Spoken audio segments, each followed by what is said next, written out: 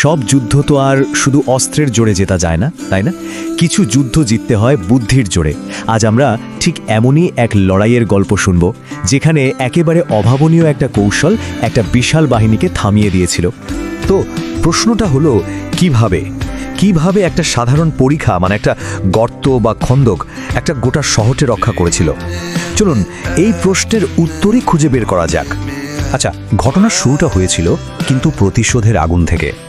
Medina থেকে বিতাড়িত হয়েছিল বানু নাদির নামের এক ইহুদি গোষ্ঠী। তো তারা প্রতিশোধ নিতে মরিয়া হয়ে ওঠে, আর এর জন্য তারা এক বিশাল জোট বানানোর পরিকল্পনা করে। আর এই জোটের সৈন্য সংখ্যা কত ছিল জানেন? 10,000। ভাবা যায় সেই সময়ে আরবের বুকে 10,000 সৈন্যের একটা বাহিনী। এটা ছিল এক কথায় অবিশ্বাস্য। বিভিন্ন গোত্রকে এক করে এই বিশাল বাহিনী মদিনার দিকে এগিয়ে আসতে শুরু করে। সবচেয়ে অবাক করার মতো ব্যাপার কি ছিল জানেন? এই জোটে কারা কারা ছিল? একদিকে মক্কার কুরাইশরা, যারা ছিল পৌতলিক, আর অন্যদিকে খায়বারের ইহুদিরা, দুটো একেবারে ভিন্ন আদর্শের দল। কিন্তু তাদের শত্রু ছিল একজনই, মুসলিমরা। আর এই কমন শত্রুর বিরুদ্ধেই তারা একজোট হয়ে এক প্রায় অজেয় শক্তি হয়ে উঠেছিল।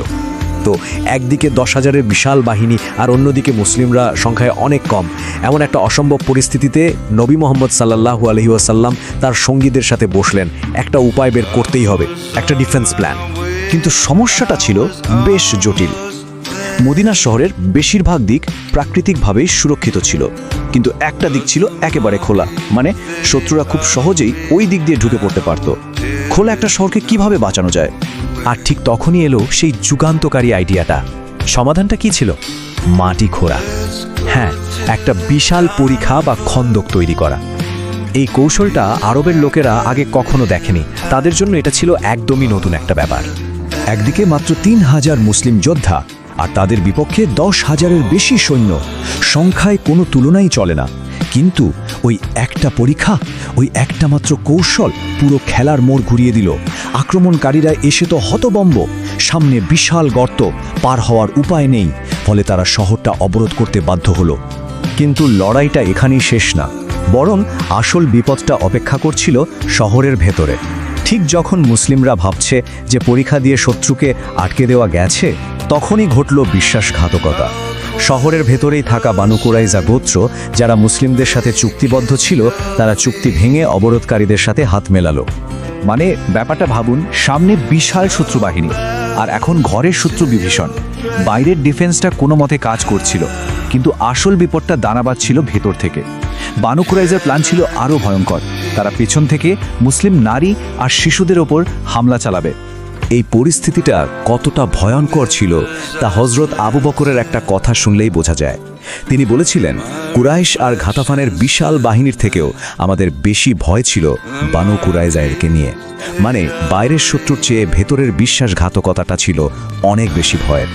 এদিকে অবরোধ তো চলছেই, দিন গড়িয়ে যাচ্ছে। খাবারের অভাব, তার ওপর সার্বক্ষণিক যুদ্ধের টেনশন, সব মিলিয়ে মুসলিমদের ওপর প্রচণ্ড মানসিক চাপ পড়ছিল।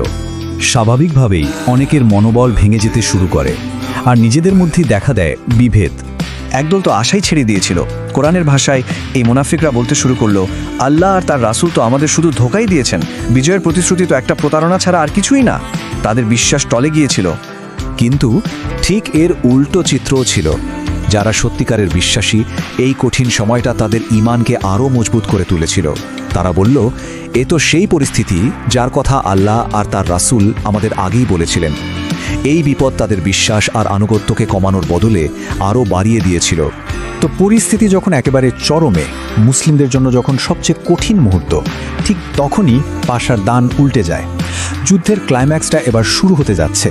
পরপর 3টা ঘটনা ঘটল যা শত্রুপক্ষের জোটকে একেবারে তছনছ করে দেয়। প্রথমত, নোয়াইম নামে একজন, যিনি গোপনে ইসলাম গ্রহণ করেছিলেন, তিনি শত্রুদের 2 দলের মধ্যে, মানে আক্রমণকারী আর বানু কুরাইজার মধ্যে এমনভাবে ভুল বোঝাবুঝি তৈরি করলেন যে তারা একে অপরকে সন্দেহ করতে শুরু করল।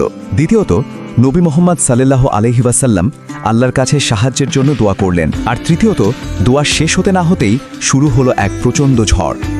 আর সে কি ঝড়! একেবারে বিধ্বংসী। শত্রুদের তাঁবু সব উড়ে গেল, আগুন নিভে গেল, চারিদিকে ধুলোবালিতে অন্ধকার। ঘোড়া, উট সব দিক বিদিক ছুটতে শুরু করল। এক কথায় তাদের পুরো শিবির লণ্ডভণ্ড হয়ে গেল।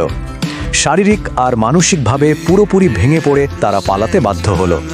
এই বিজয়টা শুধু একটা যুদ্ধ জয় ছিল না, এর চেয়েও অনেক বড় কিছু ছিল। এই একটা জয় পুরো সংঘাতের চিত্রটাই আমূল বদলে দিয়েছিল। ফলাফলটা ছিল চোখে পড়ার মতো। মদিনা শহর তো বিপদমুক্ত হলোই, সাথে শত্রুরা যে বিশাল পরিমাণ রসদ আর জিনিসপত্র ফেলে পালিয়েছিল তা দিয়ে শহরের দুর্ভিক্ষ পরিস্থিতিও সামাল দেওয়া গেল।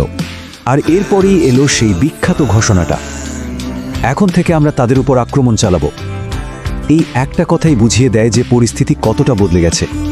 এতদিন মুসলিমরা শুধু নিজেদের রক্ষা করছিল, এখন থেকে তারা আক্রমণ শুরু করবে। ক্ষমতার ব্যালেন্সটা চিরদিনের জন্য পাল্টে গেল।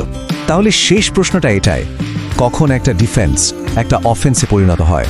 মানে আত্মরক্ষা কখন আক্রমণের রূপ নেয়? এই ঘটনাটা আমাদের এটাই ভাবতে শেখায় যে কিভাবে একটা মাত্র নির্ণায়ক বিজয় একটা গোটা লড়াইয়ের ইতিহাসকে বদলে দিতে পারে।